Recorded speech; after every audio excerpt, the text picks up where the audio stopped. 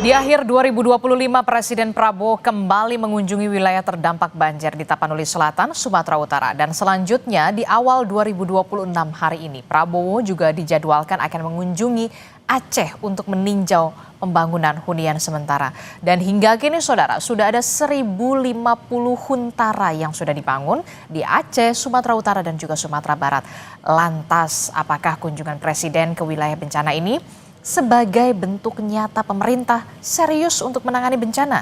Dan seperti apa sebenarnya hunian sementara yang ideal? Akan kita bahas bersama dengan pakar kebencanaan Universitas Gadjah Mada Yogyakarta, Dwi Korita Karnawati telah bergabung bersama kami melalui sambungan daring. Selamat pagi Bu Dwi Korita, Assalamualaikum, selamat tahun baru dulu saya ucapkan kepada Anda.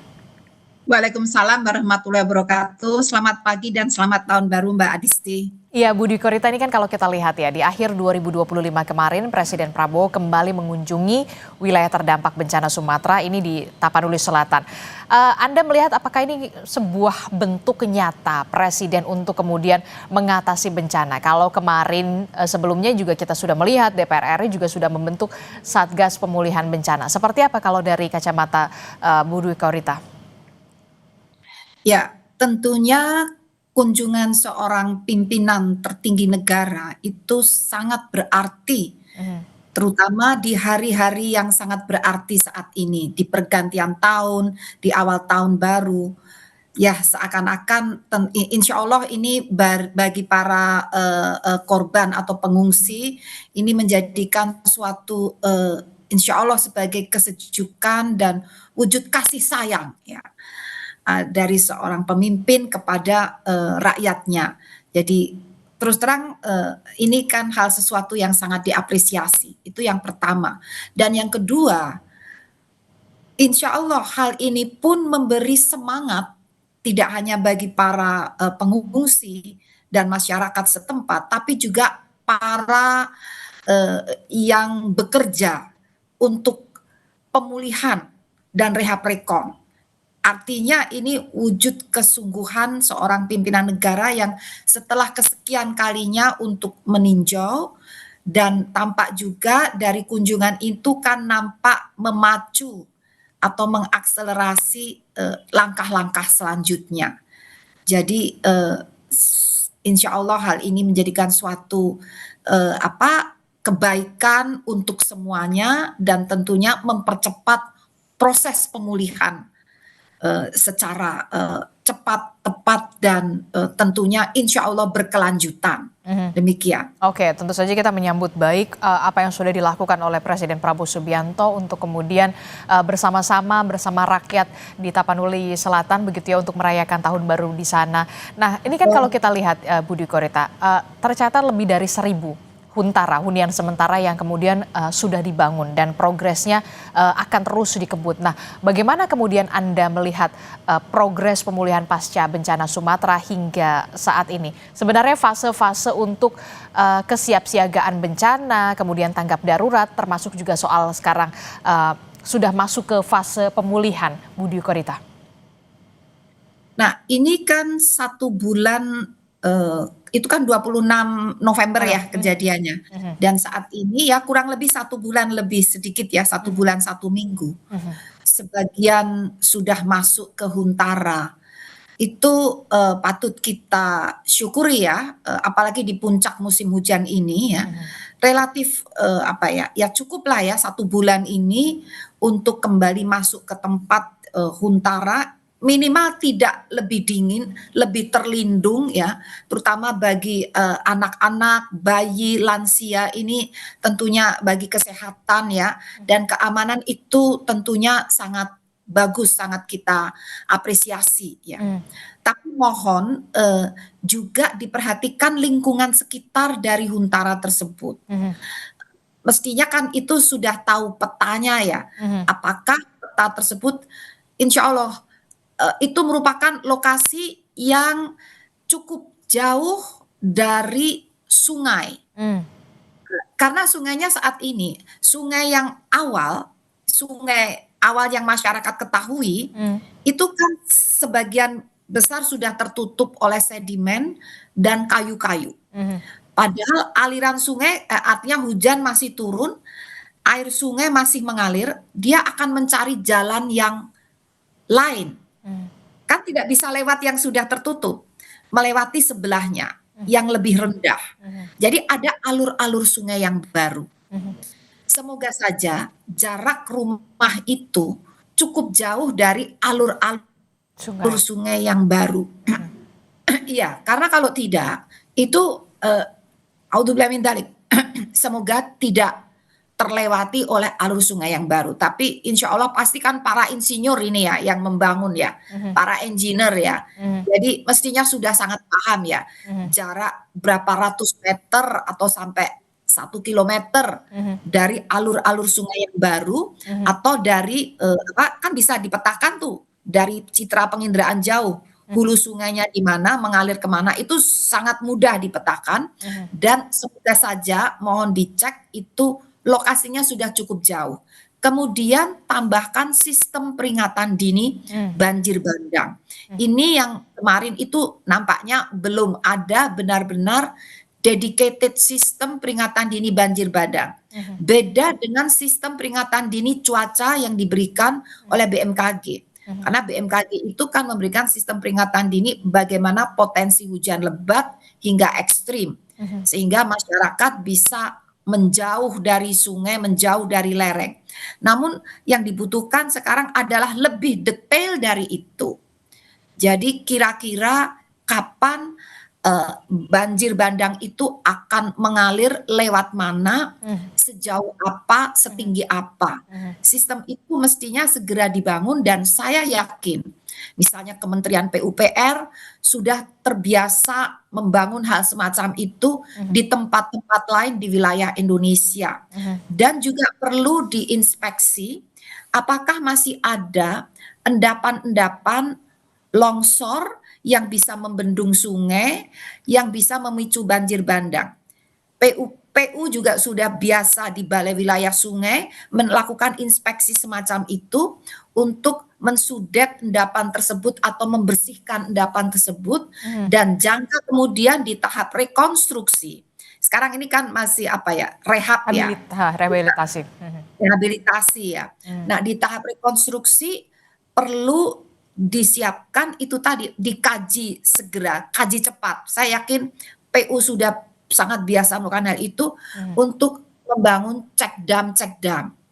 Karena sedimennya, karena pegunungan di sana itu aktif. Gempa-gempa terus terjadi. Meskipun tidak dirasakan oleh manusia, gempa-gempa lemah. Tapi cukup untuk merontokkan batuan-batuan tanah untuk menjadi longsor dan menyumbat alur sungai. Hal itu apabila tersapu oleh hujan akan menjadi banjir bandang lagi, dimitigasi dengan cara dicegah itu sedimen-sedimen yang merusak itu dicegah dengan cek dam.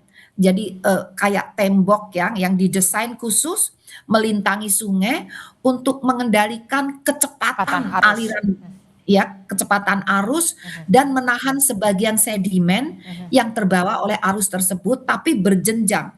Beberapa ya, sekian puluh ya, misalnya 10, beberapa cek dam. Jadi sedimen yang tersisa masih terbawa ke bawah dicegah lagi di bawahnya lagi, masih hanyut ke bawah lagi yang halus ditahan lagi di bawahnya lagi. Jadi bertahap berjenjang. Itu mitigasi yang lebih permanen di tahap rekonstruksi nanti. Tapi di tahap rehabilitasi ini yang penting adalah sistem peringatan dini banjir bandang secara detail dan khusus. Oke, jadi kalau tahap direhabilitasi itu kemudian yang harus difikirkan adalah yang harus menjadi poinnya adalah soal bagaimana huntara-huntara ini jarak dari sungai begitu ya, lebih dari beberapa ratus meter sampai 1 kilometer dari sungai untuk mencegah terjadinya peristiwa serupa, termasuk juga soal sistem peringatan dini banjir bandang. Tapi kan kemudian mitigasi-mitigasi semacam ini yang memang seharusnya sudah dipahami dan sudah dilakukan oleh pemerintah, termasuk juga soal tahap rekonstruksi begitu. Nah, seberapa pentingkah kemudian di tahap rehabilitasi dan juga rekonstruksi, proses mitigasi juga harus dilakukan secara sejalan dan beriringan. Itu apa yang akan terjadi ketika memang di tahap rehabilitasi dan juga rekonstruksi tidak beriringan dengan mitigasi yang tadi Anda sebutkan? Ya, itu sangat penting karena jadi mitigasi itu seperti yang saya jelaskan ya, jarak dari sungai, kemudian sistem peringatan dini dan nantinya juga cek dam. Itu sangat penting karena Huntara itu kan penduduk yang tadinya menjadi korban ya. Kalau tidak dimitigasi, banjir bandang ini akan terulang lagi. Apalagi selama musim hujan ya, musim hujan katakanlah sampai Maret ya, puncaknya sampai Februari, musim hujan sampai Maret bahkan bisa berlanjut sampai April. Penduduk kan sudah tinggal di situ, itu harus dilindungi. Kalau ada kejadian banjir bandang ulang, dan juga tidak hanya rumah-rumah penduduk, jembatan, infrastruktur yang sudah dibangun, jangan sampai baru dibangun rusak lagi karena kena banjir bandang lagi. Jadi pentingnya itu adalah untuk memastikan semua yang dibangun, terutama masyarakat dan penduduk, itu aman dari banjir bandang. Demikian, Mbak. Oke, tapi kemudian kalau dari kacamata Anda sejauh ini, pemerintah dan juga instansi terkait, sudahkah kemudian melakukan mitigasi yang optimal dan juga tepat untuk bisa mengantisipasi atau mencegah peristiwa ini tidak terulang? Jangan sampai kemudian lebih ke penanganan, tapi mitigasinya perlu juga dipertanyakan. Terus terang ya, pemerintah sangat terbuka menerima masukan. Ini misalnya dari Menko PMK, kemudian dari PU, itu sangat membuka masukan dari masyarakat, termasuk kami ya, dari pakar.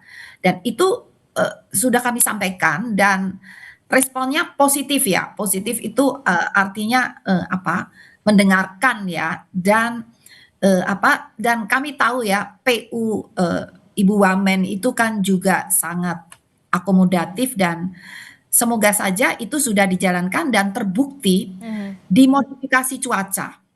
Awalnya modifikasi cuaca itu pesawatnya masih terbatas ya.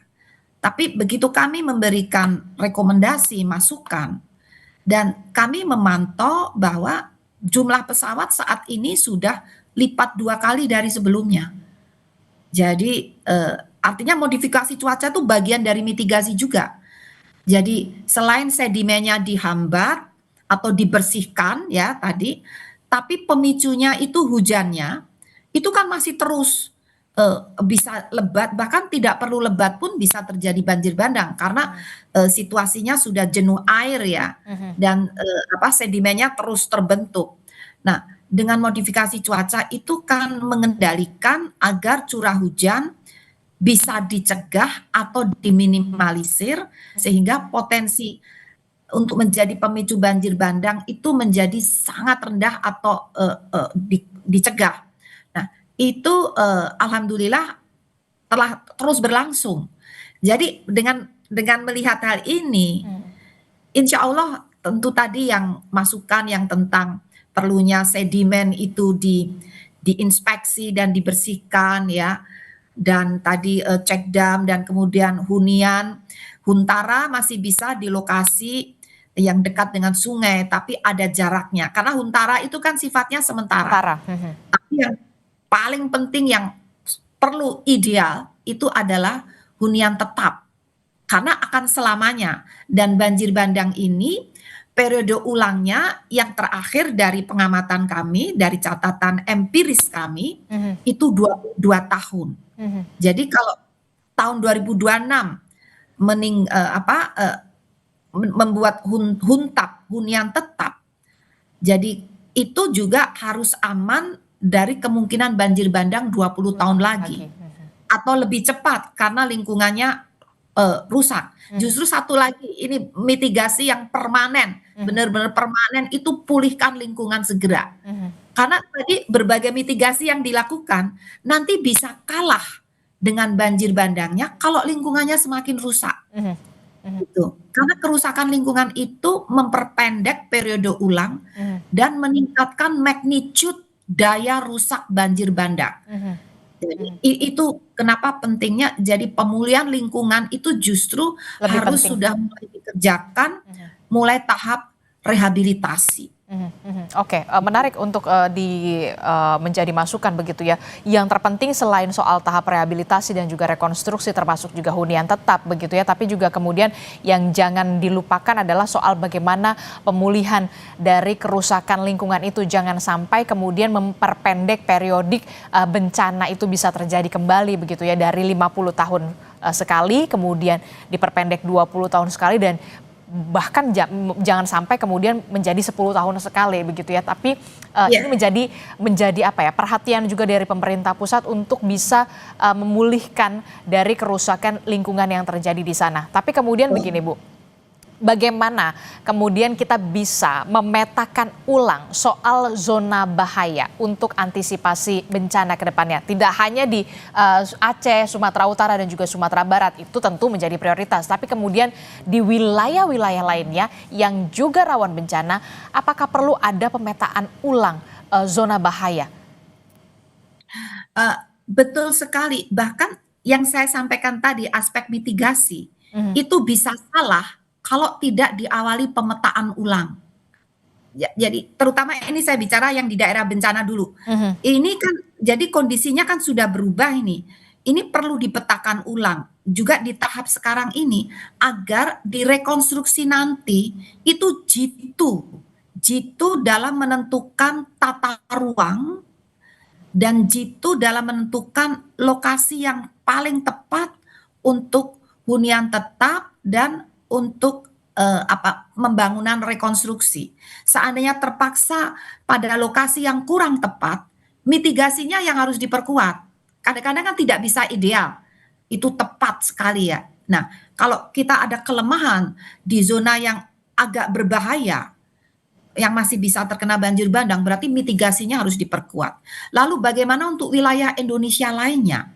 Sekali lagi, Indonesia itu karena berada di zona tektonik lempeng, ring of fire, kejadian banjir bandang dan di cuacanya kan semakin seandainya tidak ada perubahan iklim pun curah hujan di Indonesia itu sudah tinggi tanpa perubahan iklim. Apalagi ada perubahan iklim menjadi semakin sering ekstrim. Sehingga pemetaan ulang di berbagai wilayah Indonesia, terutama yang rawan, yang wilayah yang geologinya aktif seperti pegunungan Bukit Barisan, juga di Jawa, di Bali, Lombok, Nusa Tenggara, di Sulawesi, di Maluku, di sebagian Papua, itu perlu pemetaan ulang zona rentan dan zona bahaya gerakan tanah mhm, plus zona rentan dan zona bahaya banjir bandang. mhm, Itu perlu dipetakan. mhm. Dan dalam pemetaan itu perlu memperhatikan kondisi lahan saat ini.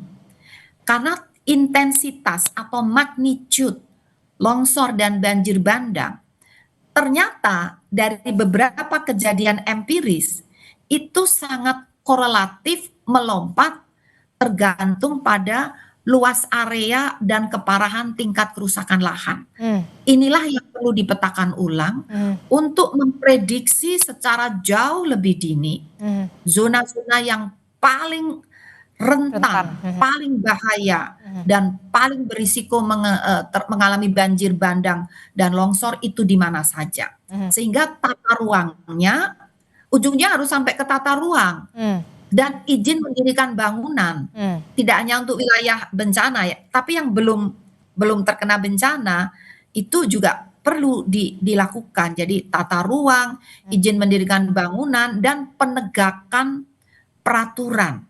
Jangan sampai dibiarkan pelanggaran-pelanggaran, terhadap zona-zona yang harusnya tidak boleh dibangun. Oke, baik, tentu Demikian. saja harus ada penyelesaian yang komprehensif ini terhadap 3 wilayah yang saat ini terdampak bencana, termasuk juga soal bagaimana pemetaan ulang zona bahaya bencana di wilayah-wilayah lain yang tentu saja juga kita tahu rawan bencana. Terima kasih pakar kebencanaan Universitas Gadjah Mada Yogyakarta, Bu Dwi Korita Karnawati telah bergabung bersama kami. Sehat selalu Ibu. Assalamualaikum, selamat pagi.